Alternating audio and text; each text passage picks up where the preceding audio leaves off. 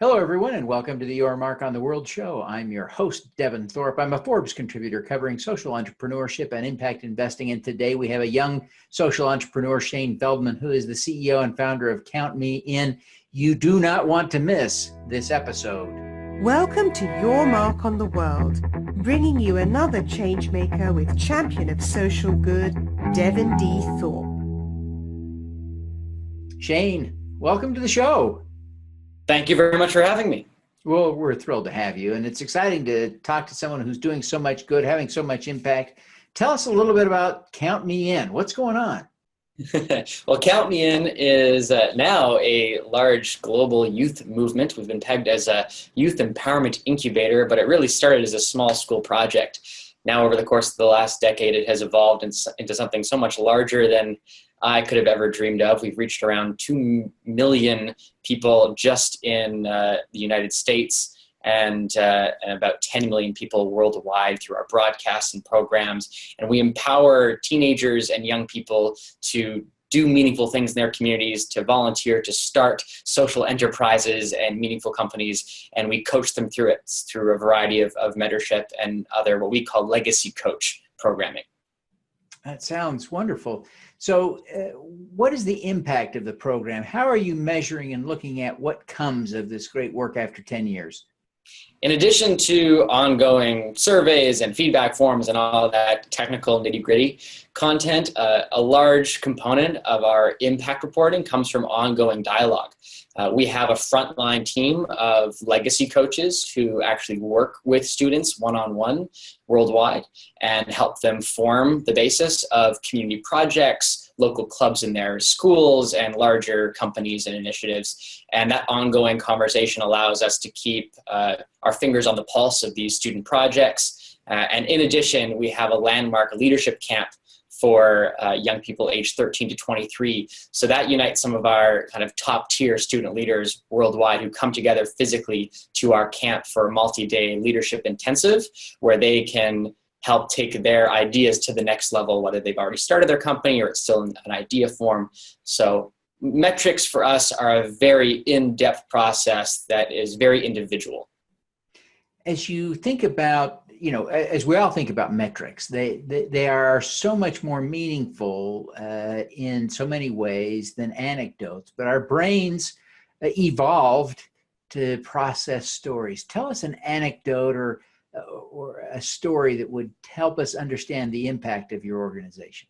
Sure. Well, a few stories come to mind from the very recent past of some students that did some remarkable things in their local communities, one of whom started a local concert in their high school to raise money for hearing aids for students who are hard of hearing. What makes this story meaningful to me is that the student who actually put this on was a senior in his school who was hard of hearing himself. And he knew the struggles of raising money or when you can't, afford a hearing aid. So he put on this incredible concert, got all kinds of local talent involved, and ended up raising upwards of $10,000 in one night for disadvantaged students. Just remarkable. Another story on the other side of the country, that was West Coast, moving to the East Coast, there was a young woman who was a junior in her high school who remembered growing up without her family always being able to afford Christmas presents. So she got a band of people together in her community to pack boxes and wrap them for the local shelter so that everyone went through the holidays with some sort of gift. And, those are two larger examples. One that really hits home for me was a student who took it upon themselves to write all kinds of positive messages on Post-it notes and litter their school with them, in particular, the girls' bathrooms, which, I do not frequent myself, but I hear that is a source of a lot of anxiety, a place that, you go, as we all do, to kind of escape some situations and sometimes just to kind of be alone on your own. So amazing ideas just to create more positivity in these schools, in these environments, and to remind kids that they're not alone. Oh, yeah. It's really a huge problem. What do you see as being the big picture benefit, the big picture social impact of your movement? Right now, I think it's very much about giving youth the voice that they need and so very much deserve. I think in this growing and ever-changing landscape, especially digitally and with new technology being developed by the minute, it feels, a lot of times teenagers in particular feel a growing disconnect between themselves and adults. So we aim to empower teens to take it upon themselves to lead meaningful projects, to connect with community so that they feel a sense of purpose, a sense of belonging, and a sense of togetherness. You know, we live in this increasingly connected world, and yet so many of us, teens, kids, adults, feel so disconnected because we are. You know, the more we connect online, the less we connect offline. So we are really trying to not just utilize and leverage our digital platforms, our major broadcasts, our online curriculum and programming, but also take so much of it offline to really help people connect in their communities with each other, whether you are a parent, a mentor, a caring adult, or a student yourself. It's really an inspiring model. What inspired you to start this? What was the kernel? What was the nexus? So this, like I mentioned earlier, really started out of a challenging time in high school. So it was started as a small school project. Right before high school, I moved to a new community. I moved around a lot after my parents got divorced when I was little. And one of those moves was right before my freshman year of high school. So I started in this new community feeling very disconnected and very lonely, and really had a challenging time finding my place and making friends and feeling any kind of sense of belonging. And the catalyst for me transcending that experience was when a mentor suggested that I sign up for a handful of clubs or councils or local volunteer projects that match my interests and hobbies. And begrudgingly, I started signing up and getting involved. And very quickly, I started to meet like-minded people and make friends. And I know this doesn't sound like rocket science to anyone, but for me, it was just remarkable how something so simple truly started to change the trajectory of my high school experience and now my life. And so the more I got involved, the better my life got, the more I was making friends, felt that sense of belonging. And it became the reason that I started loving school. You know, the classes were okay, but everything else was awesome, all the things I was a part of. And I realized how many students in my own school were not involved in anything at all. And I guess that bothered me because I just felt like they were going through the motions and there was no way they were enjoying high school the way that I was, right? And I just felt like they were missing out on this incredible opportunity they didn't even realize was right in front of their face. So the idea for Count Me In really started as a small school project to motivate a handful of kids in my own school. The goal is 50 kids through this assembly to motivate them and then have this kind of opportunity fair afterwards to match them with clubs and councils and opportunities. And that idea just kept evolving and evolving. That first event ended up attracting 400 students from 7 local high schools. So I realized we hit something. We were hitting and filling a void that no one else was, and I got really excited about it. So the next year we planned an even bigger event. I got a team of my friends together, and we ended up having over 1,000 kids from 30 schools, and our programs have just grown and evolved every year since. And like I said, we now reached about 10 million, and we're entering our 10th year now. It's been a decade of growth and development, of listening to what students want and need right now and just delivering.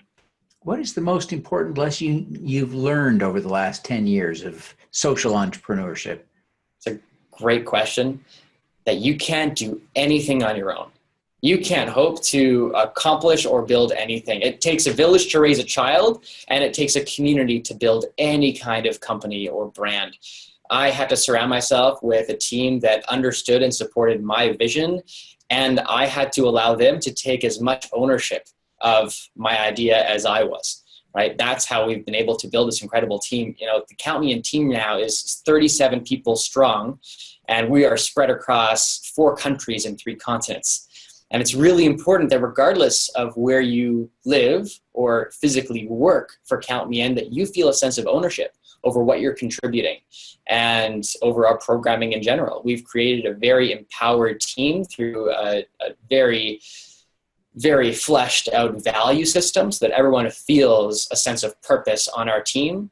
And that has been the most important lesson for me. And I'm still reminded every single day how critical delegation is and how important it is that you don't think you have to take on the core workload. You know, if I decided early on that I needed to protect this, my baby, as I see so many business owners do, especially when they're starting companies early on, you know, you just want to protect every facet of its being.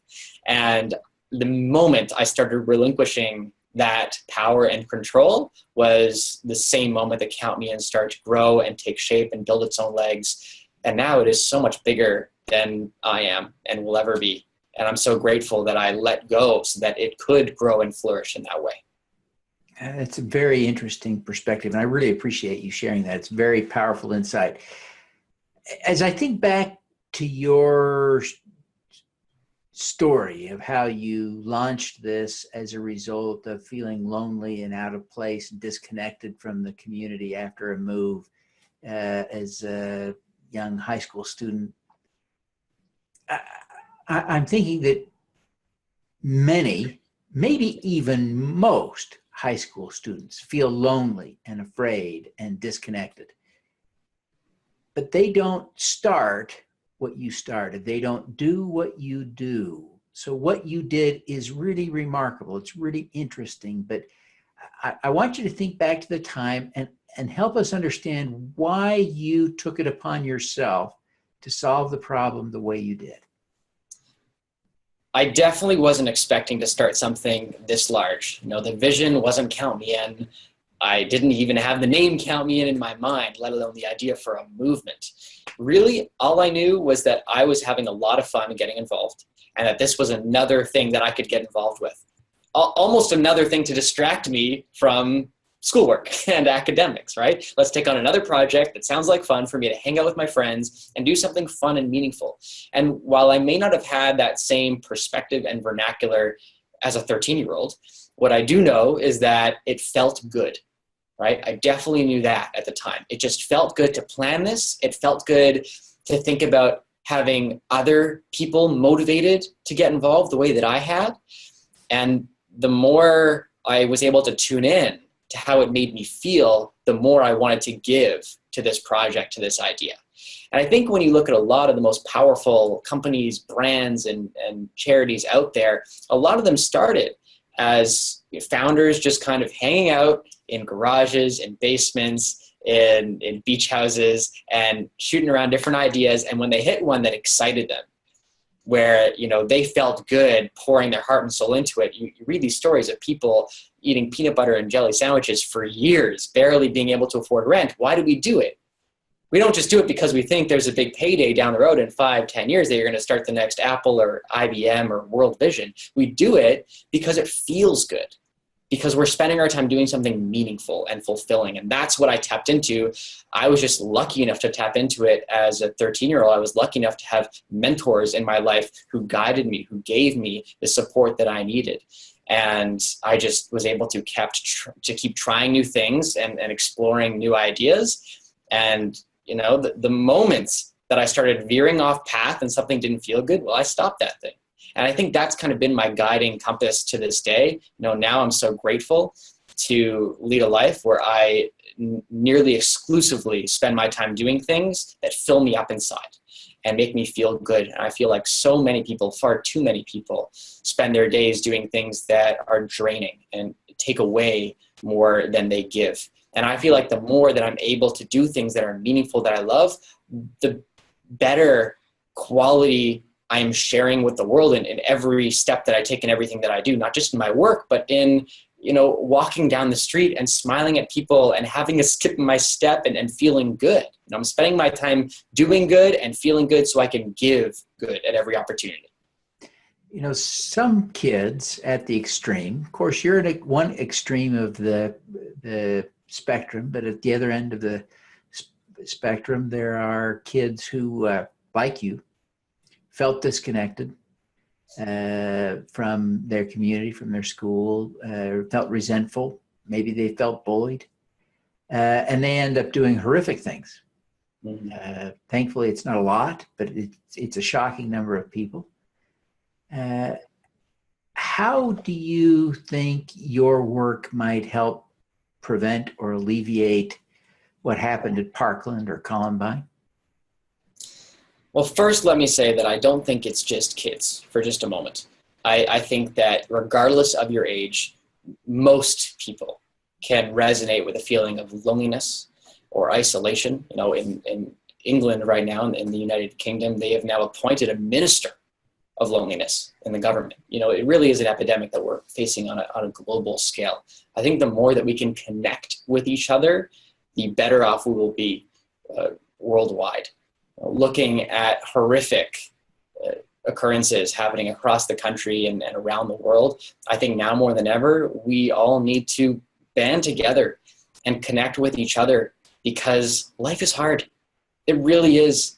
You know, I think that more than ever, we all need to find some element of empathy, some element of connection between us and our neighbors, you know, both at home and abroad, and find it in ourselves to connect offline more than online. You know, the digital space can be great. It can be a great catalyst for change, for positivity, but it's also a very siloed experience when you're online.